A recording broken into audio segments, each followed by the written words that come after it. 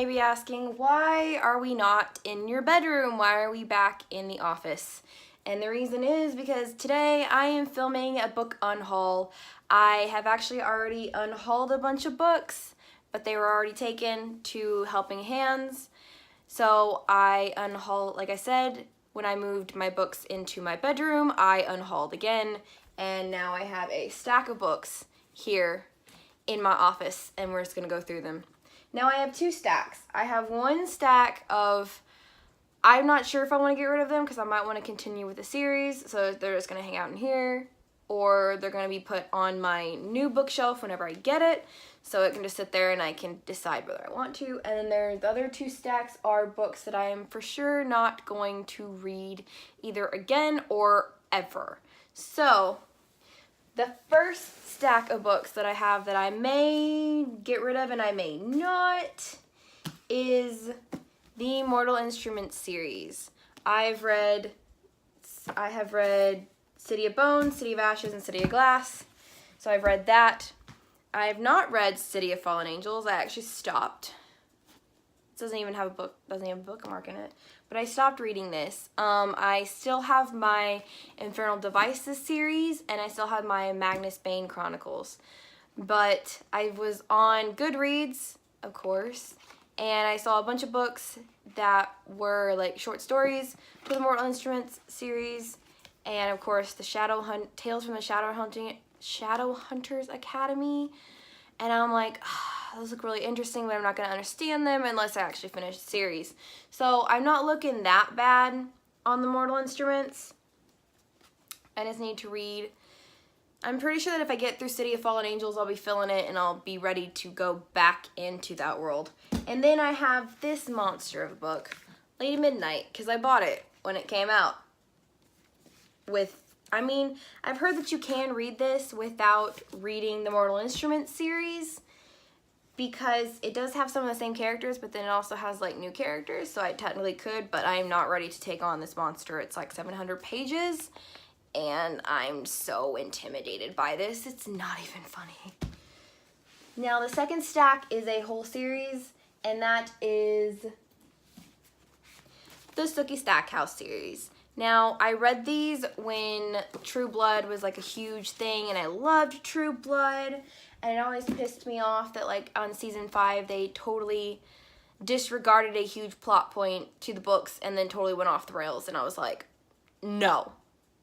And then the other thing that bothers me is that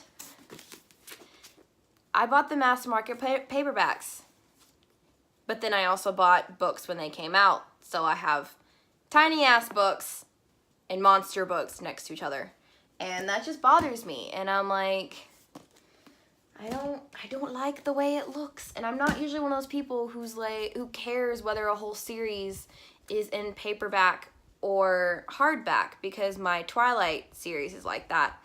I have Twilight and New Moon are, I want to say, I know that they're paperbacks, but I think Eclipse, Breaking Dawn, not the illustrated guide, what the fuck am I talking about? The official guide to Twilight, that one, the really big one that's kind of like an index of everything in the series that you could ever need to know and everything about the characters. And then the Twilight, is it Twilight Revisited, the gender bent one? I have all of those in hardback, so I don't care that those aren't, because they're about the same size, whether they're paperback or hardback. And then also, I'm also one of those people who doesn't really care if books match, because the first 3 of my Sookie Stackhouse are the True Blood covers, and then the rest are these covers from like the 90s. So anyway, since I went off on that whole tangent, let's get back on subject. I decided to discontinue this because I am on the last book, and I really don't care anymore. I don't care who Sookie ends up with. If I want to know, I'll just Google it because I don't care anymore. I cared a lot because they were like vampires and there's sexy times in it, and I was like, yes, please. But like, I don't care if she ends up with Eric.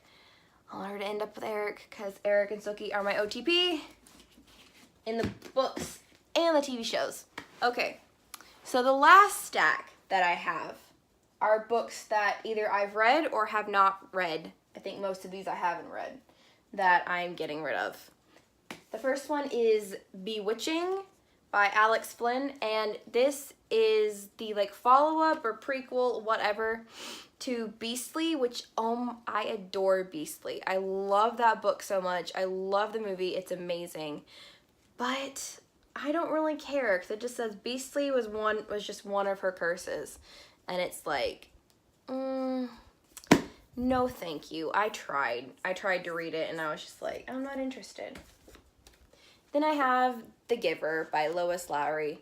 I honestly only bought this because the movie was coming out, and then I didn't go see the movie. And I was like, okay, well, I never saw the movie, so I don't care anymore. And then Gone Girl by Gillian Flynn. Again, only bought this because the movie came out, and I told myself I was going to read it, and then watch the movie. Never did. Then a couple of these I won as a Goodreads, like, first reads or whatever, and then I never read them. Hey! Bandit! He's laying on top of my mattresses. You're so weird.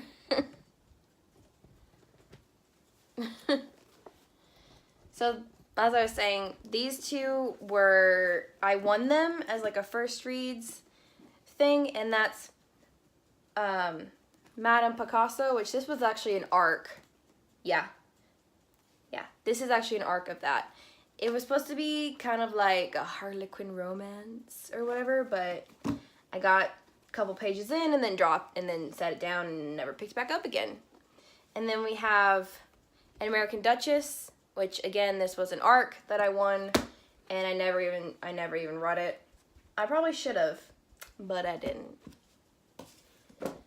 And then this is actually just a high school writing project thing that we did in creative writing. Elizabeth and Mary, which is a nonfiction about Elizabeth I and Mary, Queen of Scots, which, if you don't know me, I love Tudor history and anything to do with it, but I'm just never going to get around to reading this because I prefer my nonfictions to be slightly smaller than this. And so, yeah, I just never read this. And then we have this little comic thing that I got with the Avengers.